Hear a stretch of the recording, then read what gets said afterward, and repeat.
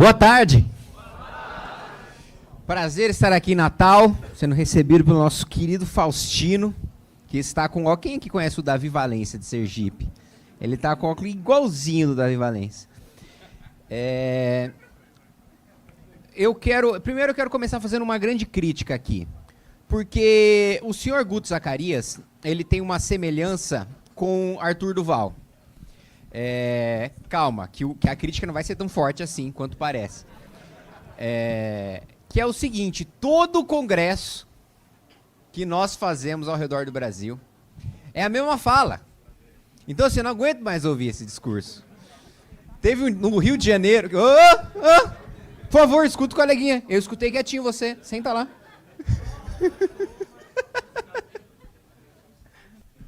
Mano, veio com a camiseta do cara e toma crítica. Pelo amor de Deus, velho. Ô, pare de criticar o MBL, velho. O Nando Moura já faz isso.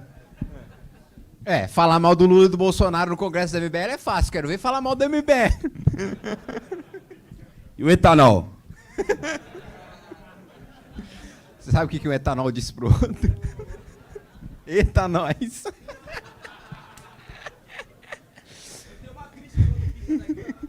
Nessas horas é bom ter um fone para não ouvir isso, né?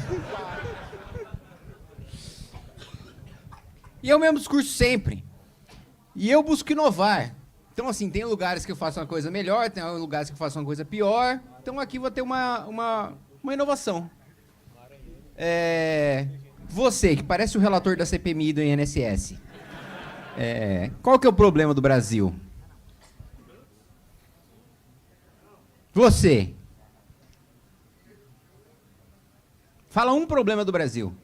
Caralho, se vocês tiverem dificuldade de falarem uma dificuldade, eu vou falar, mano, eu tô palestrando na Noruega. Eu tô na Suíça. Imposto, segurança. Sol muito forte dentro dos lugares internos, que tá a ponto de você usar óculos escuros.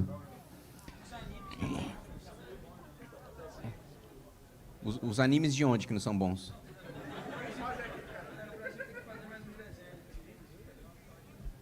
Tem razão. E se a gente pegasse todo o dinheiro da Lei Rouanet para animes? Você acha uma boa, né? Eu quero... Gostei, o Guto é aplaudido falando do Renan presidente, eu sou aplaudido mandando Rouanet para anime. Tá vendo a diferença de público?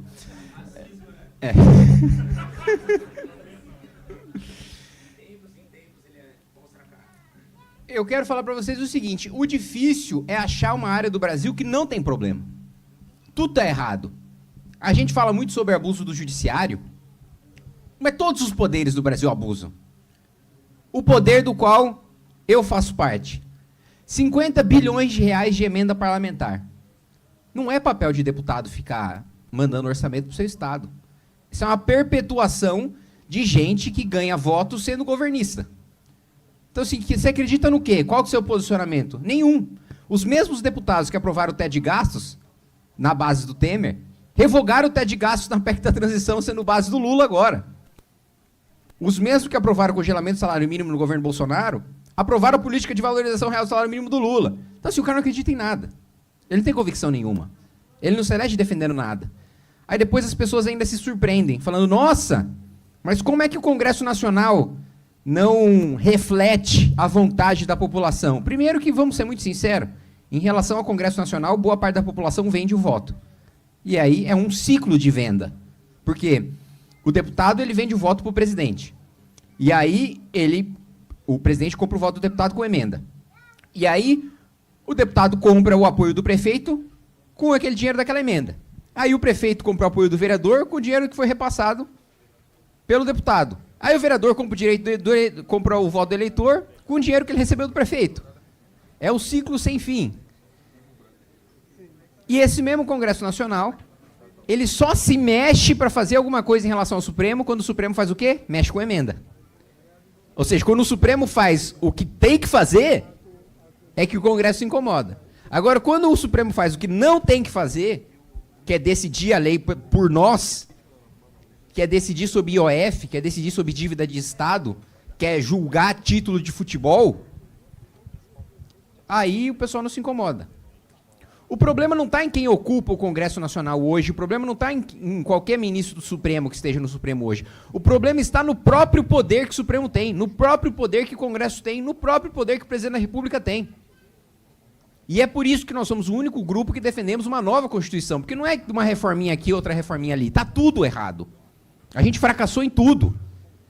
Escolha um setor do mundo, uma habilidade, uma vocação, um serviço público, e eu vou te mostrar um lugar em que o Brasil fracassou. Tudo. Tirando, eu sempre faço 3 honrosas exceções. O agronegócio, com a pesquisa agropecuária da Embrapa, que está na fronteira do conhecimento do mundo, que é aquela lenda também, aquele mito, né? De que não, no Brasil tudo que planta dá, porque o clima é bom, porque o solo é bom, não é nada, gente. A gente fez milagre aqui. Nós desbravamos a agricultura no Brasil. Não tinha métodos de agricultura para clima tropical. Nós fizemos primeiro aqui. E a gente foi ponta de lança no mundo. Depois, aviação civil, Embraer, ITA. Estamos na fronteira de conhecimento de aviação civil. Depois, a medicina da USP. Medicina de média e alta complexidade no Brasil também está na fronteira de conhecimento de pesquisa. O problema da saúde brasileira é acesso em média e alta complexidade. Todo o resto, segurança, economia, tributação... eu converso... Tem o Porto Digital de Recife, sim. Também vou fazer essa exceção para você. Vou conceder essa para você.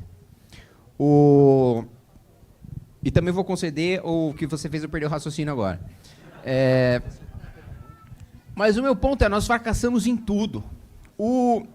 Converso com empresários japoneses e veja, a Ásia tem as melhores notas de matemática do PISA do mundo, mais do que qualquer país europeu, mais do que os Estados Unidos. Aí o empresário japonês fala, mas por que você não investe no Brasil? Porque calcular imposto é muito complicado. Eu falei, pô, no país de vocês é muito difícil, eu não sei o quanto que eu preciso pagar de imposto. Eu pago o imposto que eu acho que eu preciso pagar e eu posso ser preso, porque vem a Receita e fala, tá errado. Aí o cara fala, mas se a Receita já sabe quanto tem que pagar, por que eu preciso contratar escritório de advocacia e contabilidade para descobrir o quanto tem que pagar se ele já sabe? Por que ele não vem e me diz, você precisa pagar isso? Não, eu vou lá e digo que tem que pagar X. Aí o cara fala, não é X não. Eu falo, então por que você não falou em primeiro lugar? A gente vive a gente tem um sistema em que tem pessoas no início que para facilitar a vida delas, a gente coloca elas num sistema simples. Você já parou para pensar na maluquice que é isso? Porque a gente está admitindo que todo o resto é complicado. Não, tem um regime aqui que é simples. O resto é um inferno. Mano, por que tudo não pode ser no regime simples? Porque todo o regime tributário não pode ser simples. Tudo, segurança pública. O sujeito, saiu uma notícia do sujeito que tinha 86 passagens pela polícia, foi solto em audiência de custódia 8 vezes. Aí depois saiu outra notícia falando que um sujeito tinha 87 passagens pela polícia e tinha solto na audiência de custódia pela 9ª vez. Era o mesmo cara. Olha o sujeito é pego 88 vezes. Não é que assim, tem uma investigação... Ainda estamos descobrindo se foi ele, se não foi ele. Ele foi feito 88 vezes em flagrante. 88 vezes a polícia chegou... E aí tem gente que, nesse sentido, critica, o judiciário solta. Mas aqui vamos fazer um exercício de empatia e nos colocar no lugar do juiz. A nossa lei manda soltar mesmo. A nossa lei manda soltar. A nossa lei fala para o sujeito responder em liberdade. E aí, desse ponto... Parlamentar, quem é do Congresso Nacional, não fala. Só fala, o problema de soltar bandido é do judiciário. Não, é da lei também. Que é fraca, que é frouxa. E toda vez que a gente coloca para votar, a maioria se acovarda. Não tem coragem de defender o posicionamento que precisa ser defendido. Em relação ao Supremo, eu diria também que a maior parte do discurso dos nossos parlamentares é covarde. E não é covarde por não defender impeachment de ministro A ou de ministro B. É covarde por não reconhecer que, independentemente de qual ministro esteja nessa cadeira, essa cadeira é poderosa demais para sequer existir. E atenção aqui, eu quero dar um recado para o meu amigo, Procurador-Geral da República, Paulo Gonet. Eu não estou defendendo a extinção do Supremo Tribunal Federal. Quero que isso fique muito claro.